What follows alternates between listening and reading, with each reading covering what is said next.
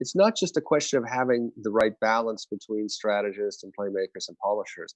It's also having people recognize that the other capabilities or the other strengths are critical. So, I mean, I am someone that really values polishers in my organization. I really value people that make change happen, the implementer.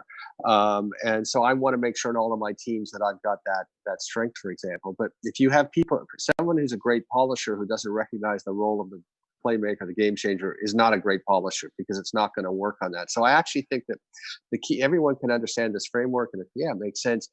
But to make it operational, you also need to make sure in your organization, quite frankly, if you don't have the right people, you need to change them. I just come back to that message. But the people need to have this diversity acceptance. And I think that this sort of training, and of course, it's not just the individual taking the GC index. I think that's powerful. But what the most powerful use of this is when people get together and find out that they're different, and then start to have the value of the differences, the value of the diversity acceptance. So that's what I would say to Nigerian CEOs. But it's like anything on this world. If people don't adapt to what's going to make them successful, they're not going to survive. So some organizations will pick up on ideas, this sort of idea, GC index or other ideas to help them, and they will do better. The other organizations will, by natural selection, kind of come to an end. So, but I would urge really for CEOs and boards to think about this sort of approach, because it is so pragmatic. I think Nathan also hit it on the head. No one's ever made a decision with MBTI, but with this, you can make decisions on how you conduct your business.